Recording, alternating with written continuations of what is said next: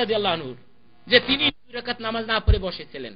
তারপর এখন সকলকে লক্ষ্য করতেছেন যে যখন কোন ব্যক্তি মসজিদে প্রবেশ করবে এমত অবস্থায় যে ইমাম খুতবা দিতেছে, তারপরেও সে যেন 2 রাকাত সংক্ষিপ্তভাবে নামাজ পড়ে তারপর বসে, এর আগে যেন না বসে। তাহলে থেকে স্পষ্ট হয়ে গেল যে মসজিদ খুতবা চলাকালীন মসজিদে প্রবেশ করলে কি করতে হবে, 2 রাকাত নামাজ পড়ে তারপর বসতে হবে।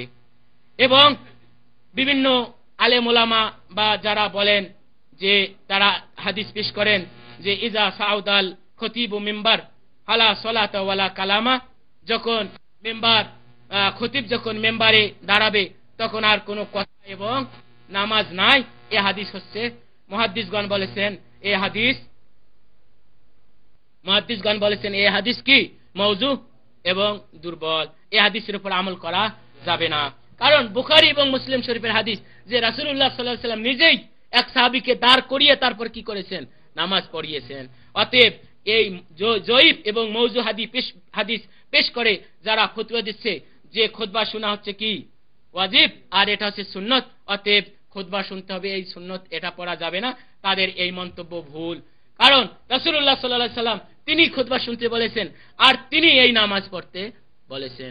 অতএব আমরা যারা খুতবা অবস্থায় মসজিদে প্রবেশ করব তারা যাতে 2 রাকাত পড়ে তারপর আমরা খুতবা শুনি, কথাবার্তা যেন না বলে চুপ করে খুতবা শুনি। এটাই হচ্ছে এই আমাদের করণীয়। তারপর প্রশ্ন আসছে যে আমাদের দেশে জুমার খুতবার সময় লাল বাতি জ্বালিয়ে দেয়, এটা কি এবং কেন? এটাই উদ্দেশ্য যে যারা এই লাল বাতি জ্বালিয়ে দেয় যে যাতে করে মানুষ মসজিদে যখন ঢুকবে দেখবে লাল বাতি জ্বলছে আর সুন্নত পড়া যাবে না। তবে এখন যদি কেউ বলে সৌদি আরবে তো কি করা হয়, লাল বাতি জ্বালা হয়, কিন্তু সৌদি আরবে লাল বাতি জ্বালার উদ্দেশ্য হচ্ছে কি যে এটা মাইক আপনার যে বাহিরের যে আওয়াজ এটা আছে কিনা, বাহিরের আওয়াজ ঠিক আছে কিনা, এই জন্য এরা বাতি জ্বালায় যে এখন যে মাইকে খতিব খুতবা দিতেছে এই মাইক ঠিক আছে কিনা, এই বাতিতে তারা বুঝতে পারতেছে যে সামনে বসে আছে। এটা মুক্তাদিদেরকে সতর্কর জন্য না। আর আমাদের দেশে যেটা লাল বাতি জ্বালা হয় সেটা মুক্তাদিদেরকে সতর্ক করার কারণে, এই জন্য যে এখন লাল বাতি জ্বলছে এখন আর খুতবা পড়া না, এখন আর সুন্নত পড়া যাবে না। এই হচ্ছে এটার পার্থক্য। অতএব এই ধরনের লাল বাতি নীল বাতি জ্বালিয়ে দিয়ে মানুষকে সুন্নত থেকে বিরত রাখা এটা হাদিসের বরখিলাফ।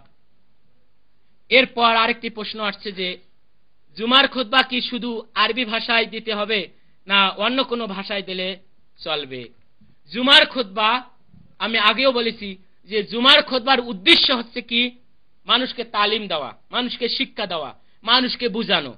এখন যদি এই জুমার খুতবা আরবিতে দেওয়া হয় আর মুসল্লিগণ থাকেন বাংলাদেশি বা মুসল্লিগণ থাকেন হিন্দি ভাষার বা মুসল্লিগণ থাকেন ইংলিশ বা ইংরেজ, তাহলে কি তারা এই আরবির ভাষার যে খুতবা কিছু বুঝবে না? বুঝবে না।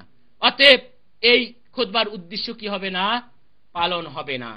অতএব আমাদেরকে এর জন্য কি করতে হবে, যে ভাষার লোক তাকে সেই ভাষায় খুতবা দিয়ে বুঝাইতে হবে। তবে খুতবার মধ্যে যে আল্লাহর প্রশংসা, রাসূলের উপর দরুদ, একটি আয়াত বা একটি হাদিস, এটা আরবিতে করতে হবে। আয়াত তো আপনি বাংলায় পড়তে পারবেন না, আয়াত তো আরবিতে অবতীর্ণ হয়েছে, হাদিস আপনি বাংলায় পড়বেন। তারপর আপনি এই আয়াত এই হাদিস নিয়ে এখন বিশ্লেষণ করে মানুষকে বুঝান। যে আজকে মনে করেন যদি দেখা যায় যে আমাদের সামনে রমজান, তাহলে আমাদেরকে এখন বুঝাইতে হবে রমজান মাসের এই ফজিলত, রমজানের রোজা ফরজ, রমজানের রোজা না থাকলে এই পাপ, ইত্যাদি ইত্যাদি। সামনে যদি দেখা যায় হজ, তাহলে হজ সম্পর্কে এখন মানুষকে বুঝান, হজের এই ফজিলত। সামনে যদি দেখেন যে মুহররম আসছে, মুহররমের 10 তারিখের কি ফজিলত, রোজা রাখার কি ফজিলত, ইত্যাদি ইত্যাদি নিয়ে আমাদেরকে কি করতে হবে, এই খুতবা আরবিতে বুঝাইতে হবে। আরেকটি কথা হচ্ছে যে আল্লাহ রাব্বুল আলামিন পবিত্র কোরআন মাজিদে বলেন ওমা আরসালনা মির রাসূলিন ইল্লা বিলিসানি কওমিহি লিয়ুবাইয়িনা লাহুম আল আয়া। আল্লাহ রাব্বুল আলামিন বলেন যে আমি যে কোনো রাসূলকে প্রেরণ করেছি আমি তাকে তার কওমের মাতৃভাষার উপরেই আমি তাকে কি করেছি, প্রেরণ করেছি। যাতে কি করে, লিউবাইয়িনা লাহুম, সেই নবী যাতে তাদেরকে বুঝাইতে পারেন, তাদের কাছে এই দিন তাদের কাছে তুলিয়ে ধরেন, তাদের কাছে বর্ণনা করেন। তাহলে বোঝা যাচ্ছে যে এই দিন বর্ণনা করতে গেলে, বুঝাইতে হলে, যে যে ভাষার লোক তাকে সেই ভাষায় এই দিন বুঝিয়ে কি করতে হবে, বুঝাইতে হবে। এই খুতবা এটা একটা হচ্ছে তালিম, এটা একটা শিক্ষাগা, এটা হচ্ছে একটি লেকচার বা এটা একটি বক্তব্য। এই বক্তব্য যে যে ভাষার লোক সেই ভাষায় দিয়ে মানুষকে কি করতে হবে, বুঝাইতে হবে। ইমাম শাফি রহমতুল্লাহ আলাইহি বলেছেন যে যে যে ভাষার লোক সেই ভাষায় খুতবা দেওয়া ওয়াজিব। ইমাম শাফি কি বলেছেন, যে যে ভাষার লোক সেই ভাষায় খুতবা দেওয়া কি ওয়াজিব। কারণ যদি আপনি হন বাংলাদেশি আর খুতবা হয় আরবিতে, মনে করেন আজকে আমরা সৌদি আরবে আছি, এখানে বিভিন্ন মসজিদে আরবিতে খুতবা দেওয়া হয়, আমার মনে হয় শতকরা 99 জন এই খুতবা পুরা বোঝে না। বুঝে না। কারণ এই দেশে কেন দেয়, যে এই দেশে তারা হচ্ছে ম্যাক্সিমাম লোক আরবি এবং এদের এইটাই ভাষা। তদ্রুপ ভাবে আমরা দেখতে পাই যে আমাদের বলদিয়া ক্যাম্পের যে মসজিদ আছে, সেই মসজিদে হিন্দিতে খুতবা দেওয়া হয়, উর্দুতে খুতবা দেওয়া হয়। কারণ কি, এই মসজিদে অধিক সংখ্যক লোক পাকিস্তানি এবং ইন্ডিয়ান, আর বাংলাদেশি আমরাও মাশাআল্লাহ উর্দু বুঝি, যার কারণে সেখানে কি দেওয়া হয়, উর্দুতে খুতবা দেওয়া হয় যাতে মানুষ বুঝতে পারে। তাহলে সৌদি আরবে পর্যন্ত উর্দুতে খুতবা দেওয়া হয়, যে মসজিদে বেশি সংখ্যক লোক কি উর্দু ভাষী। আজকে যদি এই উর্দুতে আরবি ছাড়া যদি অন্য কোনো ভাষায় খুতবা দেওয়া জায়েজ না হতো, তাহলে এই দেশে কি এই বলদিয়া মসজিদে উর্দুতে খুতবা দিতে দেওয়া হতো না, দেওয়া হতো না। অতএব বন্ধুগণ, তাহলে আমরা এখান থেকে বুঝতে পারি যে যে দেশের যে ভাষা সেই ভাষায় মানুষকে খুতবা দিয়ে কি করতে হবে, বুঝাইতে হবে। তাহলে বোঝা গেল আমাদের দেশে যে সমস্ত আলেম ওলামা ফতোয়া দিচ্ছেন বা আমাদের দেশে যে সব মসজিদে খুতবা দেওয়া আছে, এই খুতবার উদ্দেশ্য তারা পালন করছে না। আল্লাহ রাব্বুল আলামিন আমাদেরকে সঠিক দিন বুঝার তৌফিক দান করুন। এরপর আরেকটি প্রশ্ন, জুমার নামাজ এবং জোহরের নামাজের মধ্যে পার্থক্য কি, এবং কেউ যদি জুমার নামাজ না পড়ে তাহলে সে কিভাবে নামাজ পড়বে। সুন্দর প্রশ্ন, যে জুমা এবং জোহরের নামাজের মধ্যে পার্থক্য কি। জুমা এবং জোহরের মধ্যে যথেষ্ট পার্থক্য রয়েছে। এক নম্বর পার্থক্য, যে জুমার নামাজ এটা সপ্তাহে একদিন ফরজ, আর জোহরের নামাজ প্রতিদিনই কি ফরজ। আরেকটি পার্থক্য, যে এই জুমার উপর আল্লাহ রাব্বুল আলামিন একটা আয়াতে কি করেছেন, অবতীর্ণ করেছেন, যে যখন জুমার নামাজের আজান দেওয়া হয় তখন তোমরা কি করো, এখন বেচা কিনে ত্যাগ করে মসজিদে চলে আসো। আরেকটি পার্থক্য, যে জুমার দিন খুতবা দেওয়া হয় কিন্তু জোহরের আগে কি নাই, খুতবা নাই। আরেকটি পার্থক্য এখানে, যে জুমার দিন এমন একটি সময় আছে যে সময় দোয়া করলে আল্লাহ রাব্বুল আলামিন এই দোয়া কবুল করেন, এবং এই জুমার দিন কি হবে, দুনিয়া ধ্বংস হয়ে যাবে, কিয়ামত সংগঠিত হবে। অতএব জুমা এবং এর মধ্যে কি আছে, যথেষ্ট জোহরের মধ্যে পার্থক্য আছে। এখন কথা হচ্ছে যে এই জুমার নামাজ এটা কি জোহরের পরিবর্তে না এটা আলাদা একটি নামাজ। এই জুমার নামাজ এটা একটা আলাদা নামাজ, এটা জোহরের পরিবর্তে নয়, এটা আলাদা নামাজ।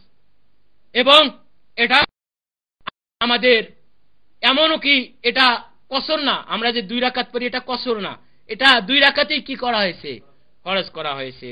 তদ্রুপ ভাবে কোন ব্যক্তি যদি জুমার নামাজ যদি সে পড়তে না পারে কোন কারণবশত, যেগুলি কারণের কথা বলা হয়েছে, সে ব্যক্তি কি পড়বে, জোহরের 4 রাকাত পড়বে, সে আর এই 2 রাকাত জুমা পড়বে তা নয়। আর যদি এটা জুমা যদি জোহরের পরিবর্তে হইতো তাহলে জুমা না পড়লে কি করতো, ওই 2 রাকাতেই পড়া লাগতো, কিন্তু এটা একটা আলাদা একটা কি নামাজ। অতএব জুমা শেষ আর সে জুমা পড়তে পারবে না। জুমা যদি হয়ে যায় তাহলে অন্য লোক এসে আর কি পড়তে পারবে না, জুমা পড়তে পারবে না। তদ্রুপভাবে রাসূলুল্লাহ সাল্লাল্লাহু আলাইহি ওয়াসাল্লাম বলেছেন যে মান আদরাকা রাকাতাম মিনাল জুমা, যে ব্যক্তি জুমার দিনে 1 রাকাত পাইল সে ব্যক্তি কি করবে, সে পরের রাকাত যেন পুরা করে নেয়। তার মানে সে 1 রাকাত পাইলে সে জুমা পাইল, কিন্তু কোন ব্যক্তি যদি এক রাকাত না পায়, 2 রাকাতে হয়ে গেছে, সে ব্যক্তি আর জুমা বা 2 রাকাত পড়বে না, সে কি করবে? 4 রাকাত জোহরের নামাজ পড়বে।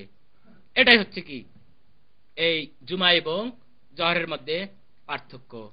আরেকটি প্রশ্ন আমাদের সামনে, যে আমাদের দেশে অনেক মসজিদে খুতবা শুরুর আগে বাংলায় খুতবা দেওয়া হয়, এটা কি ইসলাম সম্মত বা শরীয়ত সম্মত?